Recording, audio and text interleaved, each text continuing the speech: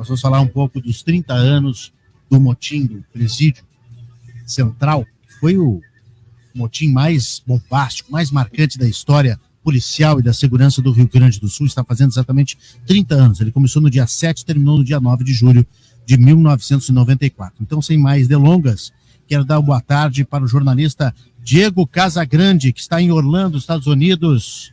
Alô, Diego. Oi, Renato, tudo bem? Tudo bem? Tudo bem, um prazer te receber aqui no nosso Conexão Guaíba. Obrigado por parar um pouquinho o teu negócio aí e nos atender para relembrar esse momento da história do Rio Grande do Sul. Tudo bem, Diego? Todo meu, cara. Olha, grande prazer falar contigo, Renato. Fomos colegas, foste meu chefe, a grande estrada no jornalismo. E fui surpreendido hoje de manhã com esse teu convite aí, que a minha vida mudou, né? Já faz mais de ano, tu sabes. E a gente o pessoal tá vendo na live aí que mudou. O pessoal tá vendo na live. Hã? O pessoal tá vendo na live que mudou. O pessoal tá vendo, maravilha. Tá Pô, eu virei chefe de cozinha, né? Imagina. Que maravilha. O importante é que tu estás feliz e está muito bem com o teu novo negócio. Sem dúvida. Hoje nós temos aqui um empreendimento familiar aqui em Orlando, nos Estados Unidos, de sorvete e de café. A minha esposa é a dona das receitas, a Luciane. A gente faz tudo aqui. Então é um trabalho que está nos tomando bastante tempo, mas é muito prazeroso. A gente foi pro ramo da alimentação, da comida.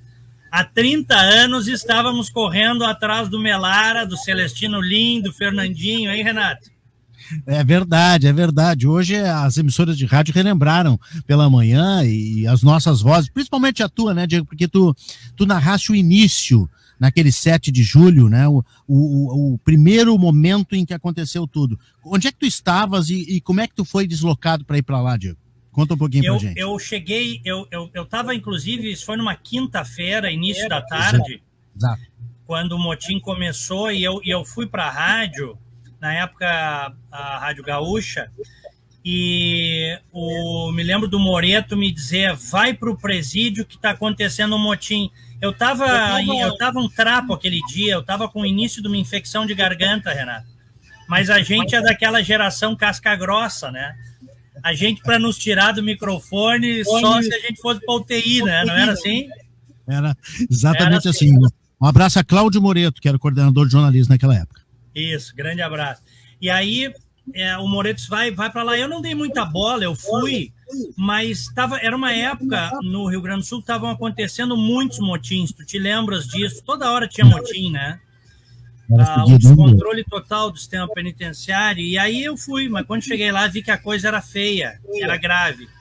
E aí imediatamente derrubamos a programação normal e iniciamos as transmissões de lá.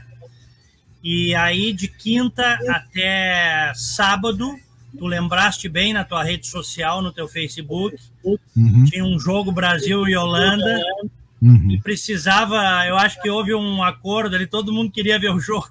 Então terminou antes do jogo Brasil e Holanda. Até o Melara queria ver Brasil e Holanda. Exatamente. No tempo em que o Brasil passava das quartas de final. Tu sabes que eu tô sabendo essas coisas aí, tudo por vocês. O último ano eu tô tão mergulhado no meu... Até o Grêmio tu largaste. Exatamente. Eu não consigo mais ver Grêmio, seleção, não consigo mais ver. Eu só vivo só para comida hoje, Renato. Que maravilha. Muito bem. Bom, mas aí tu naquela madrugada, tu com um princípio de infecção, ficaste de quinta para sexta? Como é que foi a tua cobertura?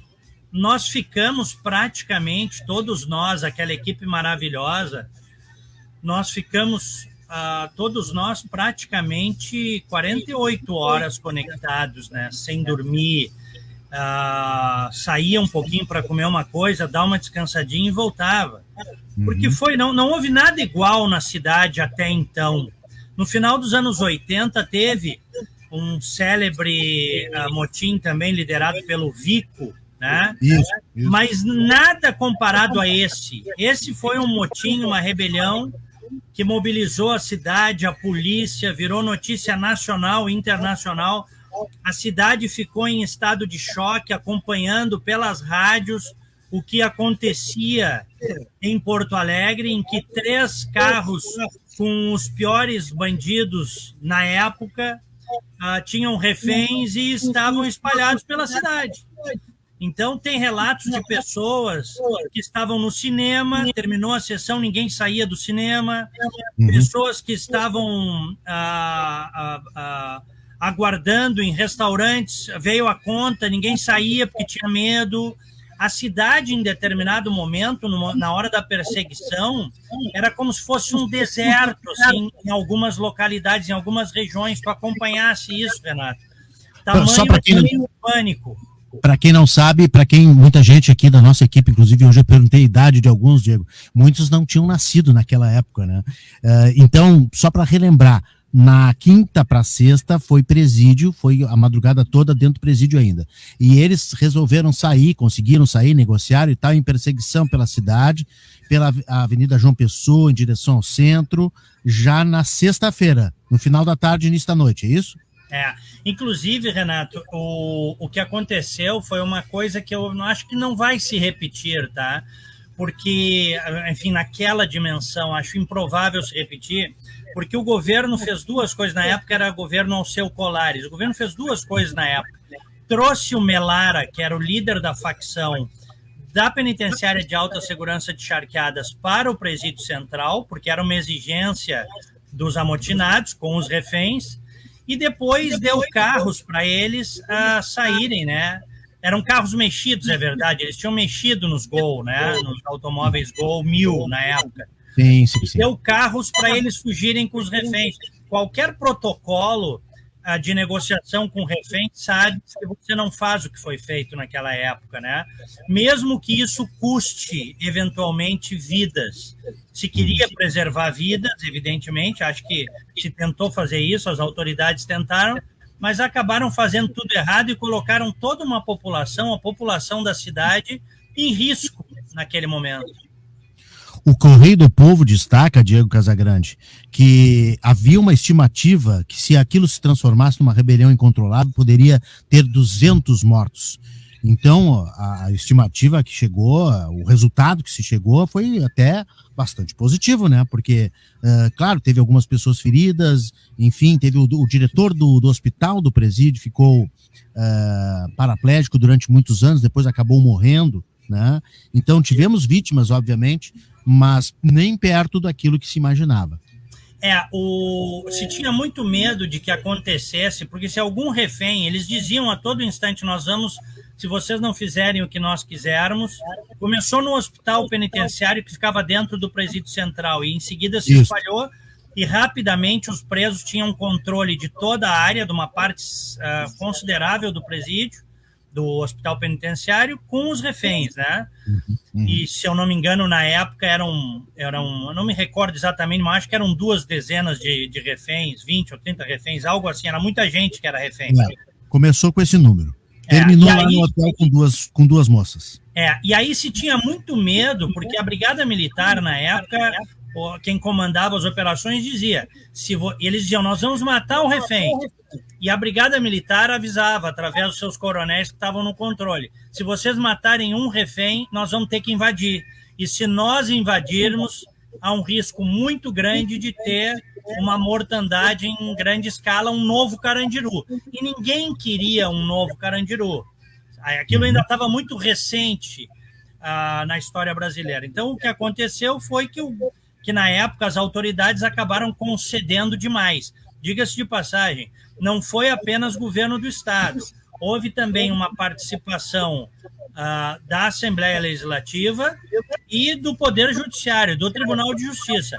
Eles todos chegaram a essa conclusão. Não vou entrar em detalhes de nomes aqui, mas acabou sendo isso. Claro. Não, só vamos relembrar também o nome dos 3 principais criminosos que lideraram, né, esse motim, que foi o maior da história da rebelião, a maior rebelião da história da história penitenciária do Rio Grande do Sul. O Dilonei Melara, que a gente já citou, o Celestino Lim e o Fernando Dias. Eram praticamente o trio que encabeçava essa revolta. Amanhã...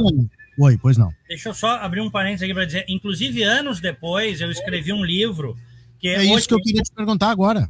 Exatamente isso que eu queria te perguntar, só para dizer que amanhã a gente ainda vai seguir com as nossas entrevistas aqui. A Lizemara Prates, ela anunciou o fim da rebelião, né, e a prisão do Dilonei Melar e seus comparsas lá no Plaza São Rafael, posição em que eu estava também pela outra emissora, né? Mas a gente vai relembrar isso amanhã aqui na programação, no Conexão Guaíba, a Lizemara vai nos contar isso. Contigo eu estou falando mais do início da motivação, e aí queria te perguntar desse livro que tu acabasse escrevendo, né, que é Porto Alegre, 48 horas sob terror, Melara e a rebelião no hospital penitenciário. Fala um pouquinho pra gente sobre isso, Diego. Isso, esse livro foi escrito em parceria com o já falecido José Rafael Rosito Coiro, grande figura, e ele foi lançado em 97, Renato, 3 anos e pouquinho depois do acontecido. E a gente, para fazer esse livro, a gente entrevistou muita gente, incluindo o Dilonei Melara e o Fernandinho. E foi lá na PASC que nós fizemos essas entrevistas. E na época foi uma coisa muito impactante, porque eu perguntei se havia algum arrependimento. Não nos arrependemos de nada. Né? Quer dizer, como se fosse uma página virada, algo a mais, um capítulo a mais na vida de crimes desses dois criminosos, que na época marcaram muito a história criminal do Rio Grande do Sul. Incrível, né? Coisa incrível. Nunca mais nada igual aconteceu e não aconteceria, provavelmente, como tu dissesse, né, Diego? Porque hoje a política de negociação, as políticas de segurança são completamente diferentes. Eu acho que é não sei se a palavra é intolerância, mas existe um cuidado, uma técnica muito maior hoje que não daria tanta liberdade para aqueles apenados. Diego, o teu livro está à venda ainda em algum lugar? Está à venda na Amazon, no site? Sebos. Estante virtual. Há uns 6 meses eu recebi, Renato, uma mensagem de um ex-ouvinte. Ele me mandou uma mensagem pela rede social dizendo: Diego, comprei teu livro num sebo, Porto Alegre, 48 horas sob terror. Quando tu estiveres em Porto Alegre, por favor, me avisa que eu quero um autógrafo. Então, o pessoal acha em sebo esse livro. Que legal, que bacana. Foi um belo registro que tu deixaste, né? E tu conseguiste fazer em 3 anos isso, bem rapidinho, hein? Para deixar esse documento. O que aconteceu foi o seguinte: a gente fez dezenas de entrevistas e a gente começou a reconstituir. É um livro pequeno, ele é um livro bem, acho que tem 120, 130 páginas. É uma mini, vamos dizer assim, uma mini novela. Ele foi, até a gente procurou romancear ele para que ele pudesse ser devorado pelo leitor, Renato. E acho que a gente conseguiu isso porque ele rapidamente esgotou. Me trouxe algumas dores de cabeça também, porque eu recebi processos pelo livro, teve processo que eu perdi do livro, tem dessas coisas também, né? A vida de jornalista é uma vida também insalubre, né? Mas valeu, deixamos esse registro para a história. Muito bem. Diego Casagrande, que nos atende, parou o seu negócio para nos atender em Orlando, nos Estados Unidos, está no vídeo com a gente, na imagem das nossas lives do YouTube e do Facebook aqui do Conexão Guaíba. Quero agradecer muito a tua participação. Quem determinou que precisava ser um tempo curto foste tu mesmo, então estou respeitando. A gente já está com o Haroldinho Santos na linha, que foi outro que participou da programação e da cobertura aqui na Rádio Guaíba daquele evento. Diego, eu sei que o teu negócio está fazendo o maior sucesso em Orlando, é café e sorvete, né? Que delícia! Isso aí. Nós fazemos tudo aqui, nos adaptamos ao mercado americano, à exigência do público americano, que é diferente, né, do público brasileiro, e estamos trabalhando duro, viu? Eu nunca trabalhei tanto, viu, Renato? Só que agora numa outra área. Te desejo o maior sucesso. Tu já me ajudaste a fazer história. Eu fiz cobertura de tudo que é tipo. Primeira vez que eu dou uma entrevista na cozinha de um restaurante, tá? Olha aí. Eu tô na cozinha nesse momento. Foi uma grande satisfação te rever, falar contigo e com os teus ouvintes, tá? Da mesma forma. Obrigado, Diego. Sucesso sempre. Grande abraço. Igualmente.